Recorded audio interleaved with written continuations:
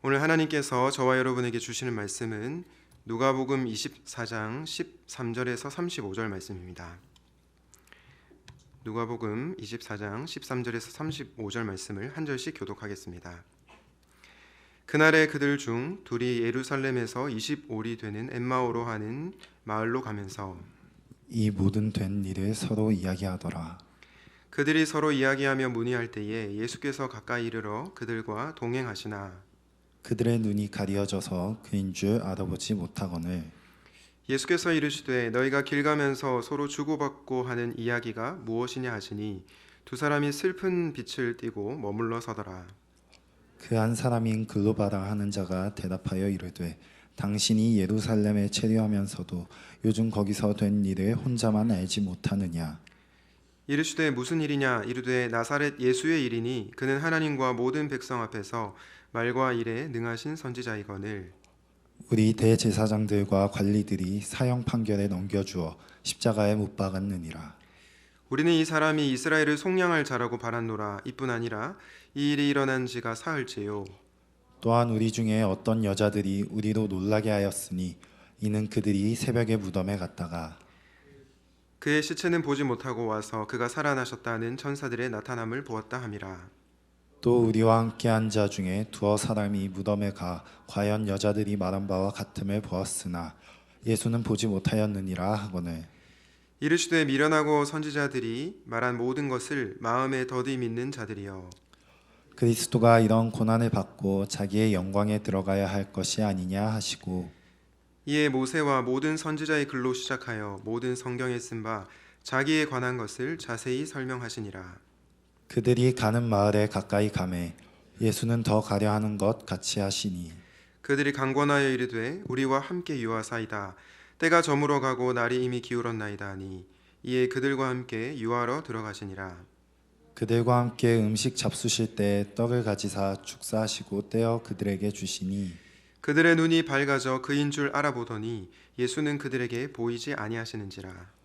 그들이 서로 말하되 길에서 우리에게 말씀하시고 우리에게 성경을 풀어주실 때 우리 속에서 마음이 뜨겁지 아니하더냐 하고 곧 그때로 일어나 예루살렘에 돌아가 보니 11 제자 및 그들과 함께한 자들이 모여 있어 말하기를 주께서 과연 살아나시고 시몬에게 보이셨다 하는지라. 함께 읽겠습니다. 두 사람도 길에서 된 일과 예수께서 떡을 떼심으로 자기들에게 알려주신 것을 말하더라. 아멘. 오늘의 말씀은 부재를 느끼는 순간에도 임재하시는 하나님입니다. 오늘 본문은 부활하신 예수님께서 제자들을 다시 찾아온 그런 장면이 기록된 본문인데요. 오늘 본문을 통해서 하나님께서 우리에게 주시고자 하는 은혜를 누리고자 합니다. 사랑하는 여러분 예수님으로 행복하십니까? 네, 행복하신 것 같습니다. 앞으로도 예수 그리스도로 인해서 정말 행복한 삶을 살아가시면 좋겠습니다. 우리가 복음을 전하는 샘물 행복 축제를 하고 있는데 우리가 먼저 행복해지면 좋겠습니다. 그래야 주변에 믿지 않은 사람들이 우리의 표정과 우리의 삶을 보고 예수 그리스도께로 나올 수 있기 때문입니다. 바라기는 우리 모두가 예수님으로 행복해져서 그 행복의 바이러스를 믿지 않는 분들에게 전하시면 좋겠습니다. 오늘 말씀을 시작하면서 영화 하나를 소개하려고 하는데요. 여러분 밀양이라는 영화를 혹시 보셨습니까? 저는 개인적으로 이창동 감독을 굉장히 좋아해서 이 밀양이라는 영화를 많이 봤는데요. 아마 밀양하면 대부분의 사람들이 자기 자녀를 죽인 살인범을 용서하러 갔다가 뻔뻔하게 나는 하나님께 용서받았습니다. 그 표정을 보고 하늘을 향해서 삿대질을 하는 그 전도연의 모습이 떠오르실 것입니다. 물론 저는 이 장면이 굉장히 영화에서 중요한 장면이라고 생각합니다. 그런데 저는 이 장면들보다 밀양의 마지막 장면이 이 영화의 압권이라고 생각합니다. 사진을 한번 보여주실까요? 마지막 장면에 보면 이 장면이 나오는데 송강호 씨가 상처 입은 전도연을 향해서 거울을 이렇게 들고 있고 거울에 이렇게 햇볕이 비치면서 전도연 씨를 비추는 것을 볼 수 있습니다. 도대체 감독은 이 마지막 장면을 통해서 우리에게 무엇을 말하려고 했던 걸까요? 저는 영화를 보면서 어두운 터널을 지나고 있는 사람에게도 한 줄기 빛이 비치고 있다라는 것을 감독이 의도적으로 말하고 있다고 생각했습니다. 그리고 언제나 그 자리에 머물러 있는 한 사람이 그 빛이 아닐까, 그런 생각도 하게 되었습니다. 사실 우리가 극심한 고난과 어려움을 겪게 되면 그 고난에 집중하기 때문에 고난 중에 나와 함께하는 대상을 놓칠 가능성이 있습니다. 돌아보면 언제나 그 사람이 내 곁에 있었는데 내가 겪는 고난이 너무 심하다 보니까 나와 함께 있는 그 사람을 잊어버리고 고난에만 빠져들 수 있다는 것입니다. 저는 우리와 주님과의 관계도 마찬가지라고 생각합니다. 우리가 극심한 고난과 어려움을 겪으면 주님께서 정말 나와 함께 하시는가, 그런 의문이 들 때가 있습니다. 그러나 중요한 것은 그 순간에도 우리 주님께서 저와 여러분과 함께 하신다는 것입니다. 마치 전도연 옆에 송광호 씨가 항상 있었던 것처럼요.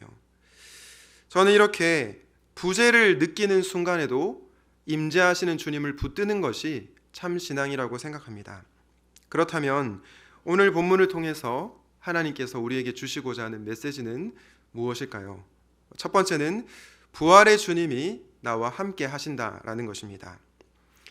죄와 죽음 권세를 이기신 예수님께서 여러분과 함께 하십니다.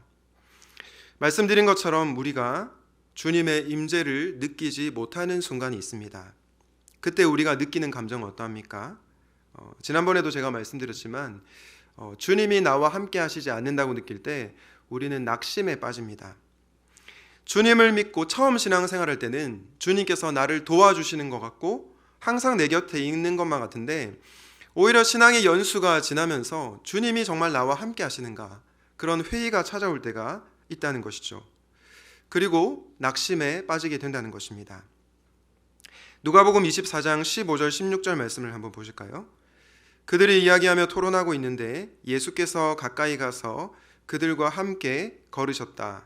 그러나 그들은 눈이 가려져서 예수를 알아보지 못하였다. 여러분, 어떤 상황입니까?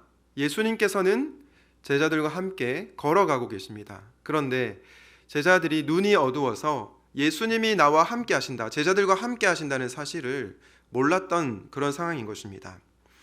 그런데 예수님께서 성경을 풀어주시자 어떤 일이 일어납니까? 누가복음 24장 31절 말씀을 보겠습니다. 그제서야 그들의 눈이 열려서 예수를 알아보았다. 여러분, 제자들이 영적으로 이렇게 눈이 뜨였을 때 주님이 함께 하고 계셨습니까? 눈이 뜨였을 때만 함께 하고 계셨습니까? 그렇지 않습니다. 예수님은 제자들이 영적으로 무지한 상태일 때도 그들과 함께 하셨습니다. 다만 그들이 몰라봤던 것이죠.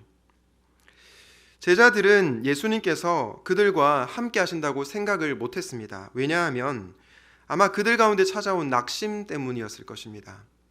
예수님께서는 그들을 구원할 메시아가 되신다고 약속하셨습니다. 그런데 너무나 어이없게도 십자가에 처형당해서 무기력하게 제자들 앞에서 죽어가셨습니다. 그 모습을 본 제자들은 낙심에 빠진 것이죠. 예수님도 아무런 힘과 능력이 없는 분이구나, 그런 생각을 하면서 낙심감에 빠진 것입니다. 이렇게 우리의 기대와 다르게 예수님께서 움직이실 때 우리는 예수님의 임재를 느끼지 못할 때가 있습니다. 내가 생각한 대로, 내가 계획한 대로 인생이 흘러가야 하는데 내 생각대로, 내 계획대로 인생이 흘러가지 않을 때 예수님께서 정말 나와 함께 하시는가, 그런 생각이 들 수 있다는 거죠. 그리고 예수님은 나의 삶에 별로 관심이 없어라고 생각이 들 수 있다는 것입니다. 그러나 우리가 오늘 본문을 통해서 꼭 기억해야 할 사실은 우리가 느끼지 못하는 순간에도 부활의 주님은 우리와 함께 하신다는 사실입니다. 제가 부활하신 주님을 설교하며 항상 드는 예화가 있는데요, 이번에도 한번 소개하고자 합니다. G.K. 체스터톤이라고 하는 유명한 기독교 변증가가 있습니다. 하루는 한 신문기자가 체스터톤에게 당신은 2000년 전 예수님께서 부활하셨다는 것을 믿습니까? 이렇게 물어봤습니다. 그때 체스터톤이 뭐라고 답변했는지 아십니까? 이렇게 답변을 했습니다. 부활의 주님이 바로 지금 내 앞에 계십니다. 체스터톤은 어떤 예수님을 믿었습니까? 2000년 전에 부활하신 예수님만 믿은 것이 아니고 지금 바로 내 앞에 계신, 지금 바로 내 곁에 계신 예수 그리스도를 믿었다는 것입니다. 여러분, 옆에 있는 분들에게 이렇게 인사하시겠습니다. 부활의 주님이 지금 내 앞에 계십니다. 주변을 바라보면서 인사하시면 좋겠습니다. 네. 여러분, 정말로 부활의 주님이 여러분 앞에 계시다는 것을 믿으십니까? 예수님께서는 2000년 전에만 부활하신 분이 아니라 바로 지금 내 앞에 계신 분이라는 믿음을 우리 주님은 요구하십니다. 그런데 우리 곁에 계시는 부활의 주님, 이 주님이 도대체 어떤 분이실까요?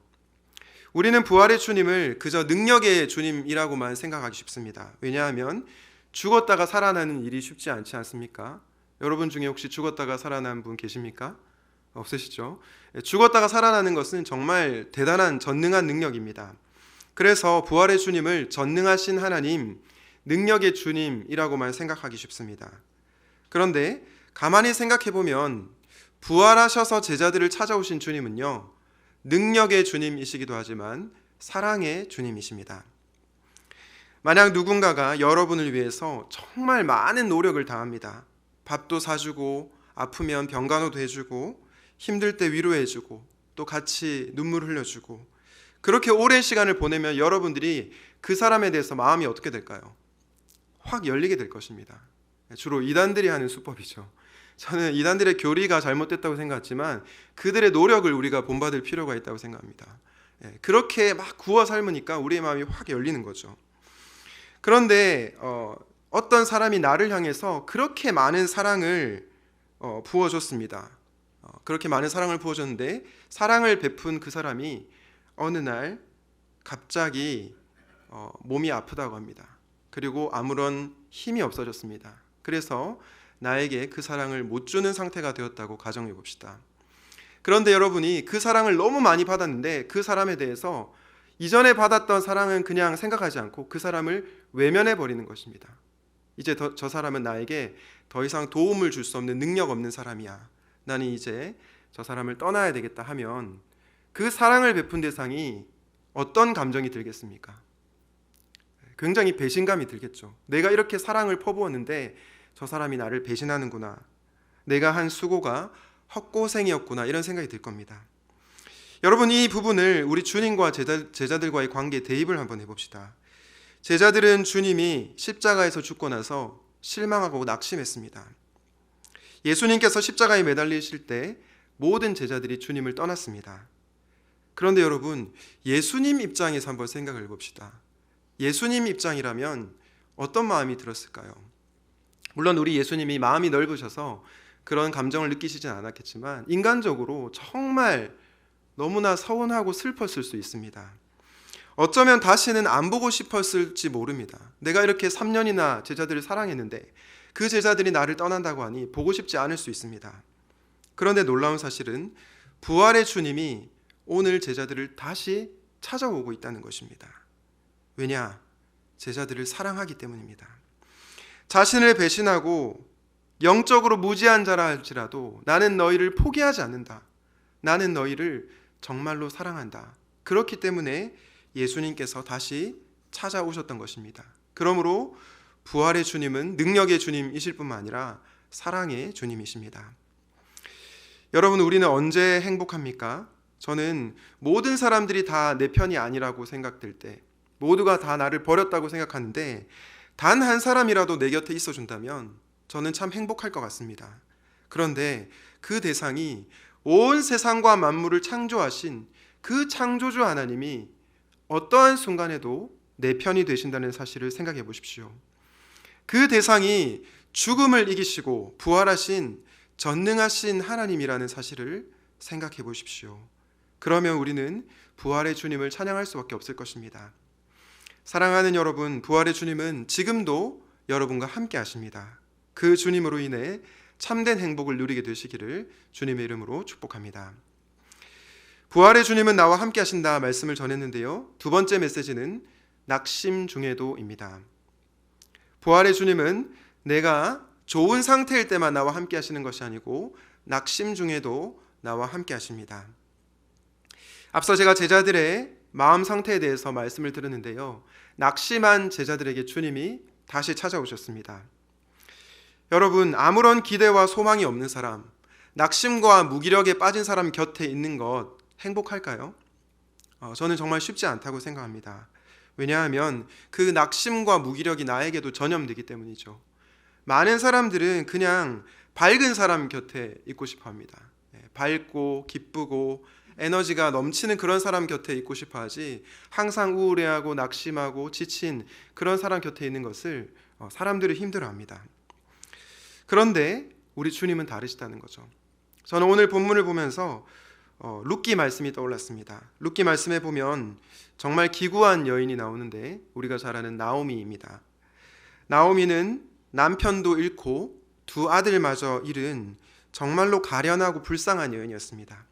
이 여인이 어떤 고백을 합니까? 우리 룻기 1장 20절 21절을 보겠습니다. 나오미가 그들에게 대답하였다. 나를 나오미라고 부르지 마십시오. 전능하신 분께서 나를 몹시도 괴롭게 하셨으니 이제는 나를 마라라고 부르십시오. 나는 가득 찬 채로 이곳을 떠났습니다. 그러나 주님께서는 나를 텅 비어서 돌아오게 하셨습니다. 주님께서 나를 치시고 전능하신 분께서 나를 불행하게 하셨는데 이제 나를 나오미라고 부를 까닭이 어디에 있겠습니까? 여러분, 이 말씀을 잘 들어보시면 나오미의 핵심 감정이 낙심이라는 것을 알 수 있습니다. 왜냐하면 남편도 잃고 두 아들도 있고 아무런 소망이 없기 때문입니다.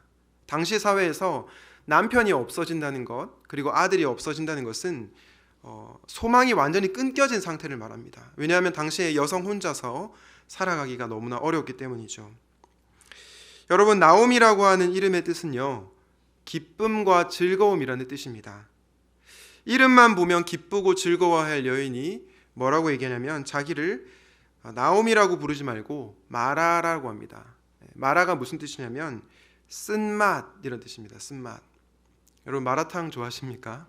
네, 마라탕이 여기서 기원했는지 모르겠지만 어쨌든 마라라고 하는 것은 쓴맛, 괴로움 이런 뜻입니다. 그런데 기뻐해야 될 이름을 가진 여인이 주님 저는 괴롭습니다라고 정말 한탄하고 있는 것이죠. 여러분, 그런데 이 나오미의 고백을 불신앙의 고백으로만 보지 않으면 좋겠습니다. 왜냐하면 그녀는 고난 중에서도 나를 텅 비어서 돌아오게 하신 대상이 그냥 우연히 일어난 게 아니라 하나님이 이렇게 나를 텅 비어서 돌아오게 하셨다라고 고백하고 있기 때문입니다. 오늘날 표현으로 치면 주님 도대체 나에게 왜 이러세요? 나에게 왜 이렇게 어려운 시련을 허락하세요? 이렇게 절규하고 있는 것입니다. 이렇게 낙심과 좌절에 빠진 나오미는 남편을 잃은 두 며느리 오르바와 룻을 향해서 이제는 남편이 돌아갔으니까 너희들 나를 떠나라 이렇게 얘기합니다. 그때 오르바와 룻은 어머니 아닙니다. 큰 소리로 울면서 저는 시어머니 곁에 계속해서 머물러 있겠습니다 라고 말했습니다. 나오미는 다시 한번 돌아가라고 합니다. 자신에게는 아무런 소망이 없었기 때문입니다. 그때 오르바는 작별 인사를 했고요. 룻만 남아 있었습니다. 사실 오르바가 돌아간 것을 우리가 너무 부정적으로 생각하지 않으면 좋겠습니다. 굉장히 합리적이고 이성적인 판단입니다.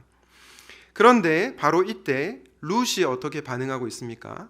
우리 룻기 1장 16절 말씀, 17절 말씀 우리 같이 한번 읽어보도록 하겠습니다. 시작. 룻이 이르되 내게 어머니를 떠나며 어머니를 따르지 말고 돌아가라. 강권하지 마옵소서. 어머니께서 가시는 곳에 나도 가고 어머니께서 머무시는 곳에서 나도 머물겠나이다. 어머니의 백성이 나의 백성이 되고 어머니의 하나님이 나의 하나님이 되시리니 어머니께서 죽으시는 곳에서 나도 죽어 거기 묻힐 것이라. 만일 내가 죽는 일 외에 어머니를 떠나면 여호와께서 내게 벌을 내리시고 더 내리시기를 원하나이다 하는지라. 여러분, 나오미가 룻한테서 이 고백을 들었을 때 어떤 마음이 들었을까요? 정말 소망이 생겼을 것입니다. 모두가 다 나를 떠나는데 적어도 룻만큼은 내 곁에 있는구나. 그런 생각이 들면서 정말 행복한 감정을 느꼈을 것입니다. 그런데 여러분, 이렇게 낙심한 여인을 떠나지 않고 그 곁을 지킨 룻을 통해서 우리는 누구를 보게 됩니까? 언제나 우리를 떠나지 아니하시는 주님을 보게 됩니다. 왜냐하면 주님은 환난 중에도 낙심한 영혼을 절대 떠나지 아니하시고 우리와 함께 하시는 주님이시기 때문입니다. 시편 기자 다윗은 이렇게 고백하고 있습니다. 시편 23편 4절 말씀 같이 읽도록 하겠습니다. 시작.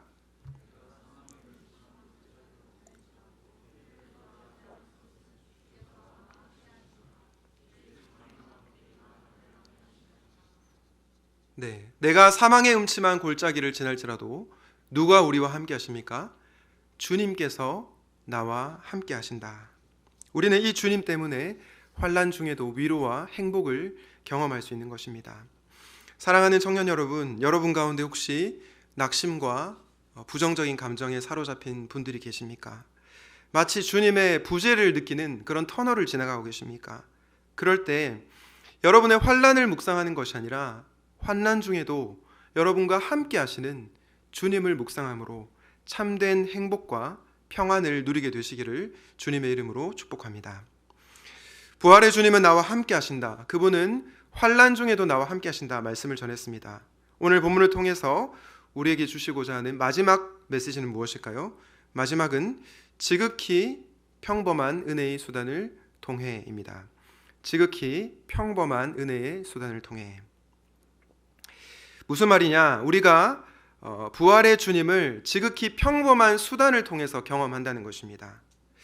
여러분들은 언제 주님의 임재를 깊이 경험하십니까? 우리 청년회 분들 지난번에 이제 수련회를 다녀와서 정말 하나님의 임재를 많이 경험했을 것입니다. 보통은 수련회 장소에서 주님의 임재를 많이 경험하죠.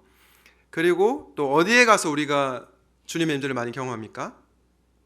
디귿으로 시작하는 비읍으로 끝나는 어디 가서 임재를 많이 경험하죠? 담봉 지역에 가서 주님의 임재를 깊이 경험하기도 합니다. 저는 수련회나 담봉에서 주님의 임재를 경험하는 거 너무나 귀하다고 생각합니다. 그런데 저는 이런 경험도 너무나 귀하지만 우리가 지극히 평범한 수단을 통해서 주님의 임재를 경험하는 것이 너무나 중요하다고 생각합니다. 그렇지 않으면 우리가 추구하는 신앙이요, 일상적인 신앙이 되지 않고 그냥 자극적인 신앙만을 추구할 수 있습니다. 특별한 경험, 어떤 특별한 장소에서만 주님을 만날 수 있다는 생각으로 전락할 수 있다는 것입니다. 오늘 본문에 보면 우리 주님께서 제자들을 어떻게 만나 주셨는지, 언제 만나 주셨는지를 보겠습니다. 누가복음 24장 27절 말씀, 32절 말씀인데요. 이에 모세와 모든 선지자의 글로 시작하여 모든 성경에 쓴 바 자기에 관한 것을 자세히 설명하시니라. 그들이 서로 말하되 길에서 우리에게 말씀하시고 우리에게 성경을 풀어주실 때에 우리 속에서 마음이 뜨겁지 아니하더냐 하고. 여러분, 부활하신 주님이 언제 제자들을 만나 주셨습니까? 수련회가 아니고 담봉 지역이 아니고 그냥 평범한 길에서 만나 주셨습니다. 평범한 엠마오로 가는 길에서 만나 주셨습니다. 그런데 어떻게 만나 주셨습니까? 예수님께서 성경을 풀어서 해설해 주시면서 제자들을 만나 주셨다는 것입니다. 이 말씀을 오늘날로 적용해 보자면 설교와 성경 공부를 통해서 부활의 주님이 우리를 만나 주신다는 것입니다. 여러분, 저는 오늘날 너무나 많은 사람들이 어려서부터 고자극에 노출되어 있다 보니 아주 평범한 수단에 대해서 만족하지 못하는 경향이 있다고 생각합니다. 예를 들어서 어릴 때부터 우리는 유튜브와 게임 이런 거에 고자극에 노출되어 있다 보니까 매주 이렇게 선포되는 주일 설교 말씀, 그리고 우리가 매일 읽는 성경 말씀, 이 말씀을 통해서 주님을 만나는 경험을 잘 하지 못한다는 것입니다. 지금은 목회 현장에서 은퇴하신 제가 존경하는 목사님 중에 곽창대 목사님이란 분이 계십니다. 제가 대학생 때 출석했던 교회 담임 목사님이셨는데요. 이 목사님께서 매주 1시간 정도 설교를 하셨습니다. 그런데 1시간 설교 중에 예화가 하나도 없고요. 오직 성경으로만 꽉꽉 채운 설교였습니다. 한 구절 한 구절의 의미가 무엇인지를 풀어주는 설교였는데요. 사실 이 설교가 지루해서 어떤 청년은 그 근처에 있는 김땡호 목사님 교회로 옮기기도 했습니다. 물론 저도 처음에는 이 목사님의 설교에 집중을 잘 못했습니다.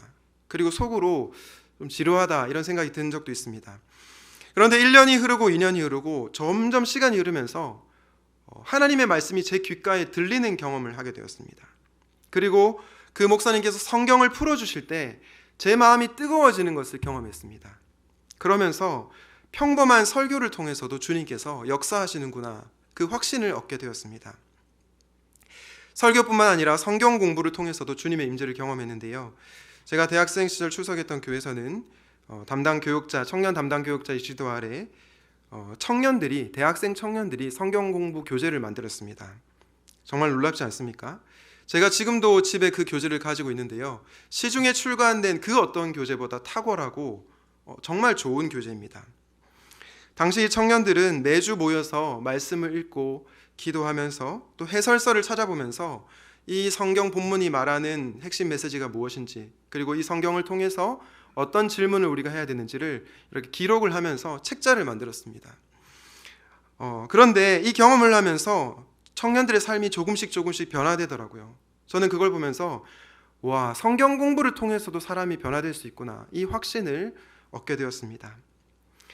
사랑하는 성도 여러분, 사랑하는 청년 여러분, 여러분들은 매주 선포되는 이 평범한 설교가 여러분의 영혼을 변화시킨다는 것을 믿으십니까? 사실 이 믿음은 설교자인 저에게도 요구되지만 여러분에게도 요구되는 믿음입니다. 그리고 매일 읽는 성경, 매일 묵상하는 큐티 말씀이 여러분의 삶을 변화시킨다는 것을 믿으십니까? 이 믿음도 동일하게 우리에게 요구됩니다.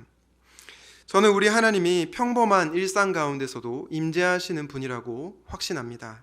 그래서 하나님은 지극히 평범한 은혜의 수단을 통해 우리에게 말씀하시는 것이죠. 수련회나 단봉에서만 말씀하시는 것이 아니라 매주 선포되는 설교를 통해, 매일 읽는 성경을 통해 주님께서 저와 여러분을 찾아오신다는 것입니다. 바라기는 이 사실을 기억하시고 평범한 은혜의 수단들을 꼭 잘 활용하시기를 주님의 이름으로 축복합니다. 말씀을 정리하겠습니다. 오늘은 부재를 느끼는 순간에도 임재하시는 주님이라는 제목으로 말씀을 전했습니다. 때로 우리가 인생에서 어려움을 겪을 때 주님이 나와 함께 하시는가 질문이 생길 수 있습니다. 그러나 우리가 주님의 부재를 느낄 수는 있어도 주님이 부재하시는 것은 아닙니다. 부활의 주님은 언제나 나와 함께 하십니다. 특별히 환난 중에도 나와 함께 하십니다. 그런데 그 부활의 주님이 어떻게 우리를 만나십니까? 수련회나 단봉에서만 만나는 것이 아니라 평범한 은혜의 수단, 설교와 성경 공부를 통해 여러분을 만나 주신다는 것입니다. 그러므로 사랑하는 청년 여러분, 부활의 주님을 신비롭고 자극적인 방식으로만 만나려고 하지 마시고 여러분 곁에 있는 그 은혜의 수단들을 적극적으로 활용하시기를 바랍니다. 그리하여 어떠한 고난과 역경 가운데서 낙심에 빠지지 않고 일상에서 승리하는 사랑하는 청년들과 성도님들 되시기를 주님의 이름으로 축원드립니다. 아멘. 오늘 말씀을 기억하면서 함께 찬양하도록 하겠습니다.